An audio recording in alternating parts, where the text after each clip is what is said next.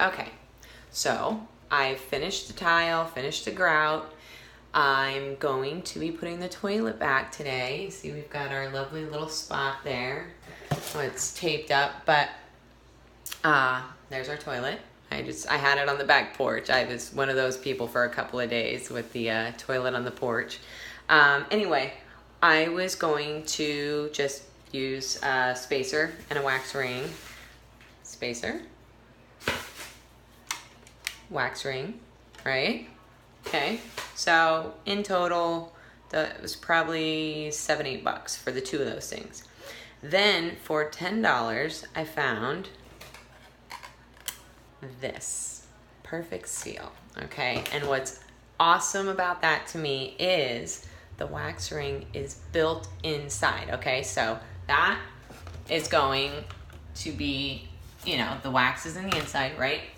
It's gonna sit like that, and then it's gonna be screwed down, and the bolts are gonna come up through the sides here, and the toilet's gonna sit on top of that. Now, what makes it really cool for me is that if somebody wants to come along in the future and they decide they don't like that toilet, they wanna replace it, they then do not have to replace the wax ring again. They don't have to scrape all the wax off of flange. They don't have to scrape all the wax off the bottom of the toilet.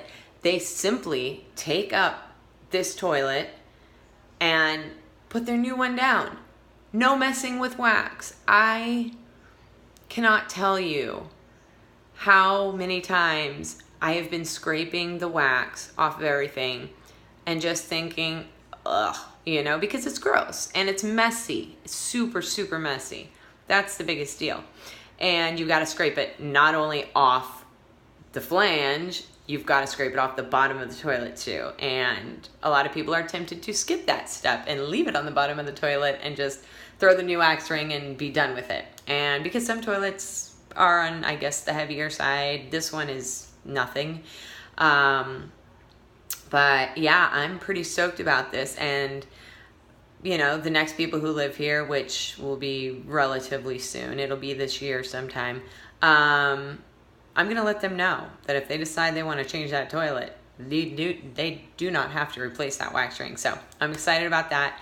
And then another project that I hope I get to today is doing the red guard in the shower, at least the first coat, if not the second. But I have a plethora of errands to run, and that's been slowing me down on every project in this house is, having kids and just taking care of the daily life stuff puts you in a position where you're so close to being done with one portion of the project, and once you get to a stopping place, somebody is like, oh, well, we need bread, we need water, we need this, we need that, and then the list starts growing. You're finally like, oh, okay, well, I'm almost out of this bucket of thin set, let's go.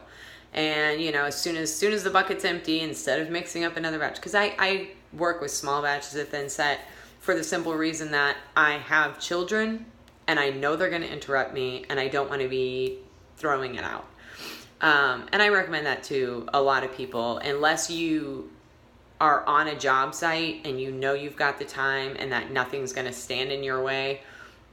Feel free to mix up the full batch. But if you're working in your home with your children, small batches, like for real, small batches, it gives you the freedom to do what work you can, and then if you need to, mix up another batch, or to then stop, handle what you need to handle, and then come back to it, which doesn't mess up the quality of the work. It just, like I said, you would end up throwing away a lot of thin set. But anyway, so toilet, that's the plan.